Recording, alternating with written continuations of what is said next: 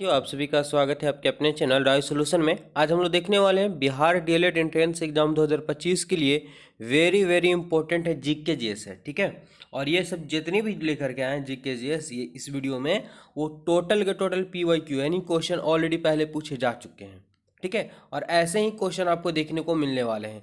तो चलिए, very very important है, यहाँ से भी क्वेश्चन आपको एक एग्जाम में देखने को मिल सकते हैं क्योंकि पूछा हुआ भी क्वेश्चन पूछ दिया जाता है। क्वेश्चन हमारे पास पहला, ये पहले भी हम करवा चुके हैं। ये क्वेश्चन आ चुका है कि खदानों जैसे गेहूं, चावल, मक्का, बाजरा और ज्वार से हमें मुख्य रूप से क्या प्राप्त होता है, ठीक है। तो गेहूं और चावल और मक्का, बाजरा और ज्वार से सबसे ज़्यादा जो मिलता है वो कार्बोहाइड्रेट के रूप में मिलता है। तो ऑप्शन सी यहाँ पे करेक्ट आंसर हो जाएगा। जैसे ही आप लोग क्वेश्चन देखते हैं, फटाफट से ऑप्शन बताने का प्रयास करेंगे, कमेंट करेंगे और यहाँ पे हम क्लियर करते चलेंगे, ठीक है। नहीं याद है, याद करते चलेंगे। वेरी वेरी इंपॉर्टेंट है, सभी याद एग्जाम में आने की संभावना है।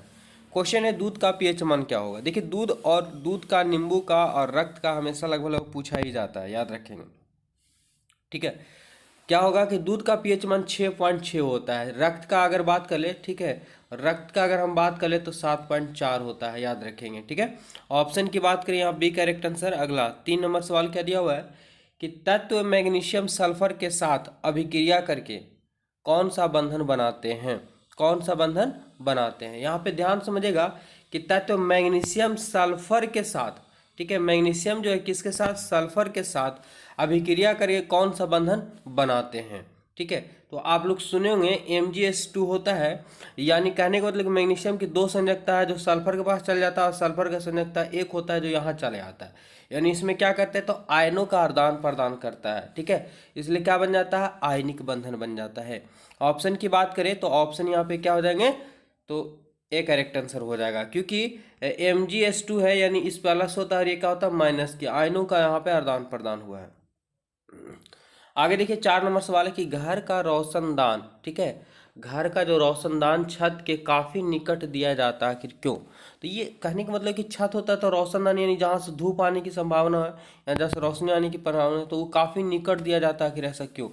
तो घर का ऑप्शन है पहला कि घर का कचरा फेंकने के लिए, बात करने के लिए, क्योंकि गर्म हवा ऊपर उठकर रोशनदान से बाहर निकल सके, या इनमें से कोई नहीं।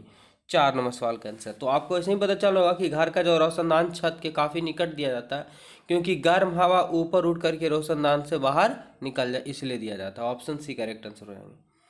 चलिए आगे देखिए, अगला सवाल है कि विटेकर का साम्राज्य है, विटेकर, ठीक है, विटेकर का साम्राज्य है, प्लांक और एनीमिया, मोनेरा और प्रोटोजोआ, फंगी या ये सभी। क्या हो जाएगा राइट आंसर, विटेकर का साम्राज्य है।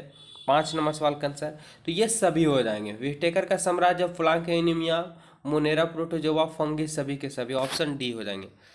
चलिए अगला सवाल है कि झिल्ली से बंधी नलिक है ना, झिल्ली से बंधी नलिकाओं, पुटिकाओं और कुंडों की एक जटिल प्रणाली है। क्या है आखिर कि जो झिल्ली से बंधी नलिका हो, पुटिका हो और है ना कुंडों से बंधी एक जटिल प्रणाली क्या है, तो गोली कॉम्प्लेक्स है या मुक्त राइबोसोम है या माइटोकॉन्ड्रिया है या इडोप्लाज्मिक रेटिकुलम है। 6 नंबर सवाल का याद रखेंगे कि झीलों से बंधी नलिका, पुटिका और कुंडों की तरह एक जटिल प्रणाली जो है वो है ना इडोप्लाज्मिक रेकुलम है। ऑप्शन डी करेक्ट आंसर हो। देखिए तो कितना क्वेश्चन जो है वो कभी कभी जटिल क्वेश्चन भी देखने को मिल जाते हैं। आगे बढ़ते हैं, 7 नंबर, वीडियो में बने रहेंगे क्योंकि वेरी वेरी इंपॉर्टेंट सभी सवाल हैं। संयुक्त राष्ट्र पर्यावरण कार्यक्रम मुख्यालय कहाँ है, संयुक्त राष्ट्र पर्यावरण कार्यालय का मुख्यालय कहाँ स्थित है, ये पूछा गया है। वेरी वेरी इंपॉर्टेंट क्वेश्चन है, ठीक है। ये है केन्या में अवस्थित है, नैरोबी में, नैरोबी में संयुक्त राष्ट्र पर्यावरण कार्यक्रम का मुख्यालय स्थित है। ऑप्शन ए करेक्ट आंसर हो जाएंगे। 8 नंबर सवाल है कि फलों के पकने के लिए निम्नलिखित में से कौन सा पादप हार्मोन उत्तरदायी है। ये तो पहले भी क्लियर हो चुका है कि फलों के पकने के लिए निम्नलिखित में से कौन सा पादप हार्मोन यानी पेड़ पौधे का ही हार्मोन जो है वो उत्तरदायी है। कौन है, ठीक है, ये एथिलीन है। क्या है, एथिलीन जो है वो फलों को पकने में सहायक होता है, हम लोग कार्बिड भी बोल देते हैं, ठीक है, कच्चे फलों को पकाने में प्रयोग किया जाता है। तो एथिलीन ऐसा पदार्थ है जो फल को पकने में सहायता करता है। अगला सवाल है कि जीन के वैकल्पिक रूपों को कहा जाता है, जीन, ठीक है, तो जीन के वैकल्पिक रूपों को क्या कहा जाता है, ये पूछा गया 9 नंबर सवाल का आंसर। तो जीन यानी जो आनुवांशिक लक्षण होते हैं वो जीन के माध्यम से आते रहते हैं, ठीक है, तो वही जीन के वैकल्पिक रूपों को कहा जाता है एलील कहा जाता है, याद रखेंगे। एक ही प्रकार के जो प्रजाति हो जाएंगे जीन वाले वो क्या कहलाता है, एलिल कहला जाता है। ऑप्शन ए करेक्ट आंसर हो जाएंगे।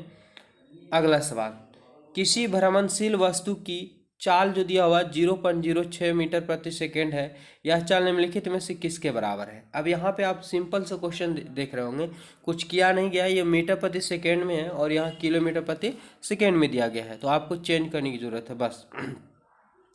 अब यहाँ पे चलते हैं तो देखेंगे क्या हो जाएगा कि 0.06 दिया हुआ है कि मीटर प्रति सेकेंड छोटा मात्रक है, किलोमीटर बड़ा मात्रक तो बड़ा से गुना करना पड़ेगा, नहीं 18/5 से गुना करना पड़ेगा किलोमीटर प्रति सेकेंड, ठीक है। प्रति घंटा हो जाता है किलोमीटर प्रति घंटा। अब यहाँ पे अगर हम बात कर ले तो आपको भागा देना पड़ेगा, तो अगर गुना भाग करेंगे अगर, ठीक है, आप गुना कर लेंगे या भाग देंगे, जो भी प्रक्रिया करना है, ठीक है, वो करेंगे तो आपके आंसर की अगर हम बात कर ले, ठीक है, तो आएगा 0.2x6 किलोमीटर प्रति सेकेंड। तो यहाँ पे किलोमीटर में इसको आप क्या कर देंगे, तो अगर मिनट में सेकेंड में लाना तो 60 से गुना करेंगे, फिर से गुना करना है तो फिर से क्या करेंगे 60 से गुना कर देंगे, बाकी हल करेंगे आंसर आएगा ही। चलिए आगे देखते हैं। अगला सवाल दिया हुआ कि पृथ्वी के तल से h ऊंचाई तक उठाई गई वस्तु है ना, उठाई गई किसी m द्रव्यमान की वस्तु का गुरुत्वीय स्थिति ऊर्जा का मान। तो सीधा सीधा फॉर्मूला है गुरुत्वीय स्थिति ऊर्जा का, तो गुरुत्वीय स्थिति ऊर्जा का फॉर्मूला होता है mgh, इस है ना, स्थिति ऊर्जा का होता है, गतिज ऊर्जा का पढ़े होंगे आप लोग, हाफ mv² होता है, ठीक है, हाफ गतिज का होता है और स्थितिज का होता है mgh हो जाता है। ऑप्शन बी यहाँ पे करेक्ट आंसर। चलिए अगला सवाल है कि उत्प्लावनता बल को किस है ना किस रूप में जाना जाता है, उत्प्लवकता बल को किस रूप में जाना जाता है, ठीक है, तो ये जाना जाता है उत्क्षेप के रूप में जाना जाता है, याद रखेंगे उत्क्षेप के रूप में जाना जाता है। अगला सवाल है कि डॉल्फिन मछली है, डॉल्फिन चमगादड़ और प्रोपोइज क्या उपयोग करते हैं, अल्ट्रासाउंड या इंफ्रासाउंड, अल्ट्रा या इंफ्रासाउंड, इनमें से कोई नहीं, क्या हो जाएगा राइट आंसर, ठीक है। तो ध्यान देंगे कि क्या है, डॉल्फिन है, चमगादड़ है और प्रोपोइज है, ये सब अल्ट्रासाउंड क्या करते हैं, उपयोग करते हैं, मतलब बहुत कम की ध्वनि को जो है ये लोग सुन लेते हैं, ठीक है। ऑप्शन की बात करें, ऑप्शन सी यहाँ ए करेक्ट आंसर हो जाएंगे। आगे बढ़ते हैं, अगला सवाल है कि पंजाब में भूमि निम्नीकरण का मुख्य कारण क्या है, पंजाब में भूमि निम्नीकरण का मुख्य कारण क्या है, 14 नंबर सवाल का आंसर, यानी पंजाब में भूमि निम्नीकरण का मुख्य कारण क्या है, याद रखेंगे भूमि निम्नीकरण का जो है यहाँ पे क्वेश्चन थोड़ा सा और होना चाहिए था, या नमी का मूल कारण क्या है, तो अधिक सिंचाई, ऑप्शन ए इसका करेक्ट आंसर हो जाएगा।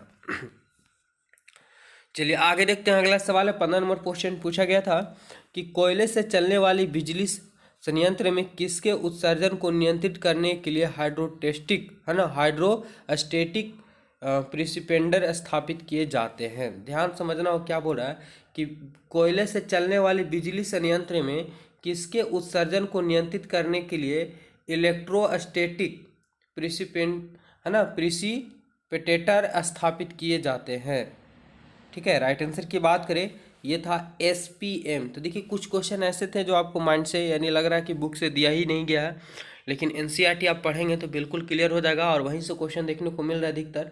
कोशिश करेंगे NCERT जरूर पढ़ें, साथ ही साथ एवरीडे शाम को 7 बजे क्लास लेकर आ रहे हैं, तो हमारे वीडियो जरूर देख लिया कीजिए, आपको एग्जाम के लिए काफ़ी फायदेमंद होंगे।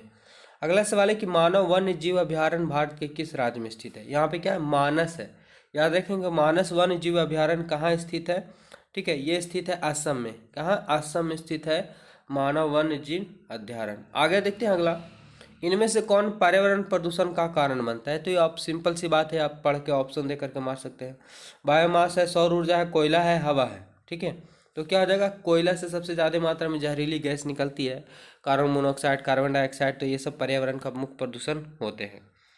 आगे बढ़ते हैं। अगला सवाल है कि चालक का प्रतिरोध निर्भर नहीं करता, ध्यान समझेंगे, नहीं करता किस पे है, चालक की लंबाई पे, तो ये तो करता है क्योंकि आप लोग पढ़े होंगे आर बराबर जो होता है P/A/L होता है, यानी कहने का मतलब हुआ कि चालक के क्षेत्रफल पर भी निर्भर करता है, लंबाई पे भी निर्भर करता है, ठीक है, और उसके अनुप्रास काट के क्षेत्रफल पर भी निर्भर करता है।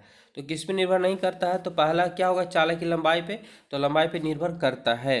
अब आगे देखते हैं, चालक के अनुप्रास काट के क्षेत्रफल पे, इस पे भी, यानी क्षेत्रफल को ए से सूचित किया था, इस पे निर्भर करता है।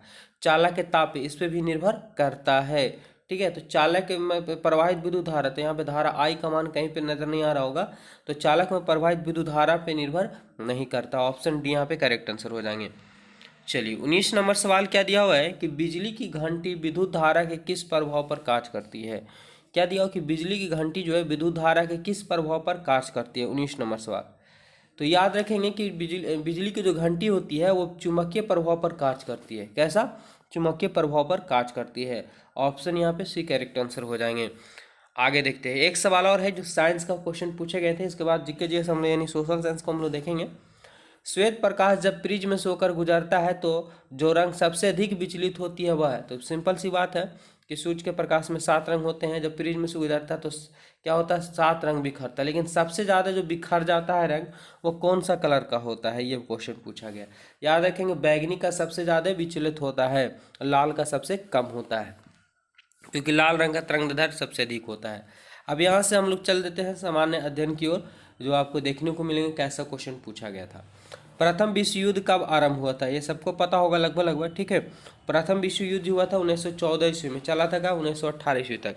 दूसरा 1939 1945 तक के चला था, ठीक है। उसके बाद तीसरा विश्व युद्ध अभी तक हुआ नहीं है, भविष्य में कहा नहीं जा सकता है। आगे देखते हैं अगला सवाल क्या दिया कि निम्नलिखित में से कौन सा देश चावल का प्रमुख उत्पादक है। यानी कौन सा ऐसा देश है जहाँ पे चावल सबसे अधिक मात्रा में उपजाऊ किया जाता है। कौन सा ऐसा देश है, तो ये चीन है। चीन में चावल की खेती अधिक मात्रा में की जाती है। ऑप्शन ए करेक्ट आंसर हो जाएंगे।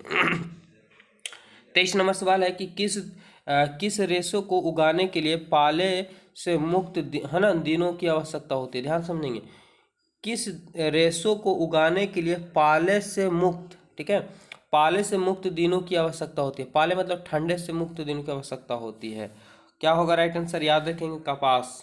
किस रेशो को उगाने के लिए पाले से मुक्त दिनों की आवश्यकता होती है, तो कपास, ऑप्शन ए। 24 नंबर सवाल है कि हिंद स्वराज्य के लेखक कौन थे। हिंद स्वराज के लेखक कौन थे, वेरी वेरी इंपॉर्टेंट क्वेश्चन, याद रखेंगे कौन थे, महात्मा गांधी। हिंद स्वराज के लेखक तो महात्मा गांधी, ऑप्शन बी हो जाएंगे राइट आंसर।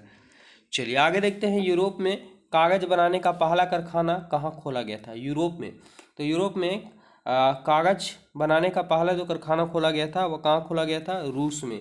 और क्वेश्चन देता है कि छापाखाना का आविष्कार सबसे पहले कहाँ हुआ था, चीन में, ठीक है, कागज प्रिंट करने का। आगे देखिए अगला सवाल दिया हुआ है कि शिव समुद्रम जलप्रपात किस नदी पर स्थित है। समुद्रम जलप्रपात किस नदी पर स्थित है, कहाँ स्थित है, याद रखेंगे ये कावेरी नदी पर स्थित है। कौन सा, तो शिव समुद्रम जलप्रपात, ऑप्शन डी हो जाएगा राइट आंसर। अगला सवाल है कि 1 सेंटीमीटर बराबर, ध्यान समझेंगे कि 1 सेंटीमीटर बराबर 1 किलोमीटर दिया हुआ है, ठीक है, के लिए सही प्रतिनिधि भिन्न क्या होगा, यानी इसका सही प्रतिनिधि भिन्न क्या होगा, ये राइट आंसर बताना है। तो सिंपल सी बात है कि यहाँ पे आप देख रहे होंगे कि एक है सेंटीमीटर और यहाँ 1 किलोमीटर दिया हुआ है। तो सबसे पहले कि 1 सेंटीमीटर है, तो हमको पहले किलोमीटर को मीटर में लाना होगा। तो 1 किलोमीटर कितना मीटर होता है, ठीक है। तो एक बात करें अगर किलोमीटर का, तो 1000 मीटर बराबर क्या होता है, 1 किलोमीटर था। लेकिन अभी भी इधर सेंटीमीटर है और इधर क्या हमारे पास दिया हुआ कि मीटर दिया हुआ। तो 1000 तो हमारे पास हो गया, साथ ही साथ फिर 1 मीटर में 100 सेंटीमीटर, तो 100 से गुना करेंगे। अब देखेंगे तो 1 यहाँ 3 गो जीरो, 2 गो जीरो, 5 गो जीरो हो जाएगा, ठीक है। तो आगे में 1 अनुपात, पीछे में 5 जीरो होना चाहिए। क्या यह है 2 जीरो है, ये 3 जीरो है, ये 4 जीरो है, तो ये ऑप्शन डी हो जाएगा, 3 और 2 5 जीरो, ठीक है। तो बिल्कुल ऐसा सिंपल सा क्वेश्चन दिया हुआ था, अनुपात पता करना था।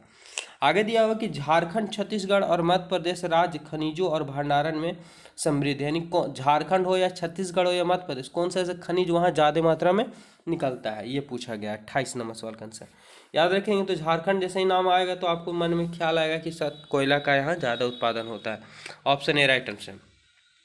आगे देखेंगे अगला सवाल है कि खनिजों में संरक्षित करने की आवश्यकता है, क्योंकि खनिजों को संरक्षित यानी बचाने की आवश्यकता है क्यों, क्योंकि ये नवीकरणीय संसाधन है, ये तेजी से घट रहे हैं, या देश के औद्योगिक विकास के लिए इनकी आवश्यकता होती है, या इसका निर्माण बहुत तेजी से होता है ना।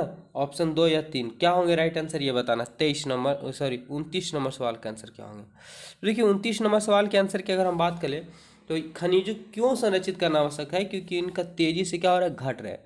और ये जो होते हैं वो बहुत तेजी से निर्माण नहीं होता, करोड़ों वर्ष लाखों वर्ष लग जाते हैं तब जाके खनिज पदार्थ का बनता है, इसलिए संरक्षित करना बहुत जरूरी है। रेड डाटा बुक का उद्देश्य क्या होता है, रेड डाटा बुक का उद्देश्य क्या होता है, ठीक है। 30 नंबर सवाल दिया हुआ है। देखेंगे समान प्रजाति की विलुप्त होने के खतरों को अवगत करना, यानी कोई प्रजाति विलुप्त हो रहा है उसका पता करना, अवगत करवाना। संकटग्रस्त प्रजातियां सर्वमान रूप से चिन्हित करना, यानी जो संकटग्रस्त हो रहे हैं जिनकी संख्या धीरे धीरे, जैसे आज देखते होंगे कि बाज यानी चील की संख्या धीरे धीरे क्या होती जा रही है, कमते जा रही है। शेर की संख्या धीरे धीरे घटते जा रही है। तो स्थानीय स्तर पर संकटग्रस्त प्रजाति की पहचान, उनका संरक्षण संबंधित कार्यक्रम को प्रोत्साहन देना, इनमें से सभी। तो इनमें से सभी रेड डाटा बुक मतलब वो बुक होते हैं जिनमें संकटग्रस्त पक्षी हो, जीव जंतु हो, जो भी हो, ठीक है, जो विलुप्त होने कगार पे हैं उनका उस लिस्ट में वर्णन किया जाता है, रेड डाटा बुक कहलाता है। देखिए अगला सवाल दिया हो कि सौर ऊर्जा उत्पन्न करने के लिए प्रयुक्त विधि है। तो सौर ऊर्जा यानी सूर्य से जो ऊर्जा प्राप्त होती है तो उसको प्राप्त करने की एक विधि क्या है, फोटोक्वालिनिक है या फोटोडायोड है, फोटोहोलिक है या इनमें से कोई नहीं। 31 नंबर सवाल याद रखेंगे, फोटो जो है वोल्टिक है ना, वोल्विक है, फोटो वोल्विक के माध्यम से जो है सौर ऊर्जा प्राप्त किया जाता है, नहीं जो सोलर सिस्टम कहा जाता है। अगला, इनमें कौन इस्पात केंद्र समुद्र के निकट है, यानी कौन सा ऐसा इस्पात का केंद्र है जो समुद्र के निकट में है। 32 नंबर सवाल का आंसर याद रखेंगे, है ना, इस्पात केंद्र जो है वो विशाखापट्टनम है जो समुद्र के किनारे स्थित है। आगे देखिए 33 नंबर सवाल है कि बिहार में सर्वप्रथम नगर निगम की स्थापना कहाँ की गई थी। तो नगर निगम, सिंपल से क्वेश्चन है कि बिहार में नगर निगम की स्थापना जो की गई थी वो कहाँ की गई थी, तो पटना में की गई थी। ऑप्शन बी यहाँ पे करेक्ट आंसर हो जाएंगे।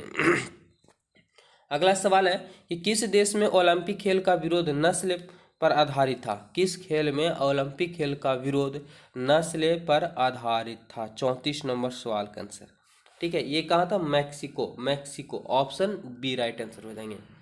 ऐसे ऐसे क्वेश्चन पूछे गए थे, ध्यान समझेंगे। अगला 35 नंबर सवाल है स्थानीय निकाय चुनाव में महिलाओं को 50% सीट आरक्षित करने वाला भारत का पहला राज्य कौन सा है, यानी जहाँ पे महिलाओं को 50% आरक्षित सीट दिया जाएगा वैसा कौन सा पहला राज्य है। 35 नंबर सवाल का आंसर बताना है। यह है बिहार, ठीक है, क्या बिहार भैया। ऑप्शन की बात करें 35 नंबर सवाल का आंसर ए हो जाएगा राइट आंसर। बिहार में देख रहा हूँ कि बहुत से मामलों में सरकार गवर्नमेंट जो है 75% आरक्षण ले रही थी, लेकिन इसे कोर्ट रद्द कर दिया। आगे देखेंगे भारत में राज्य सरकार का प्रमुख केंद्र होता है। भारत में राज्य सरकार का प्रमुख कौन होता है, प्रमुख पूछा, सॉरी, प्रमुख कौन होता है, भारत राज्य सरकार का प्रमुख कौन होता है, ये क्वेश्चन दिया गया है। कौन होता है, तो प्रमुख जो होते हैं वो मुख्यमंत्री जी होते हैं, माननीय नीतीश कुमार जी। आगे बढ़ते हैं, अगला सवाल दिया हो क्या कि इनमें से किस देश को सामाजिक विभेद के कारण विखंडन का सामना करना पड़ा। इनमें से किस देश को सामाजिक विभेद, ठीक है, के कारण विखंडन का सामना करना पड़ा। क्या होगा राइट आंसर, याद रखेंगे यूगोस्लाविया। यूगोस्लाविया को सामाजिक विभेद के कारण उनको क्या कर दिया गया, अलग अलग क्षेत्रों में बांट दिया गया। 38 नंबर सवाल, विभिन्न स्तरों पर सरकार के बीच है ना साझा की गई शक्तियों को कहा जाता है। क्या दिया हुआ कि विभिन्न स्तरों पर सरकार के बीच साझा की गई शक्तियों को क्या कहा जाता है, क्या कहा जाता है, याद रखेंगे कहा जाता है ना उधार वितरण, उधार विवरण, सॉरी उधार विवरण। ऑप्शन बी हो जाएंगे राइट आंसर। 39 नंबर सवाल, क्या दिया हुआ कि भारत में पंचायती राज व्यवस्था का क्या महत्व है। भारत में पंचायती राज व्यवस्था का क्या महत्व है, महत्व यही है कि स्थानीय शासन लागू करना। क्या होता है, स्थानीय शासन। ऑप्शन यहाँ पे ए करेक्ट आंसर हो जाएंगे। और 40 नंबर सवाल है कि किस वर्ष रूसी क्रांति ने आर्थिक और लोकतांत्रिक नींव को मजबूती प्रदान की थी। इसका आंसर आप लोग कमेंट बॉक्स में देंगे। और अभी तक हमारे चैनल से नहीं जुड़े तो अवश्य जुड़ जाइए। एवरीडे शाम को 7 बजे क्लास मिला तो अवश्य ज्वाइन करें। धन्यवाद।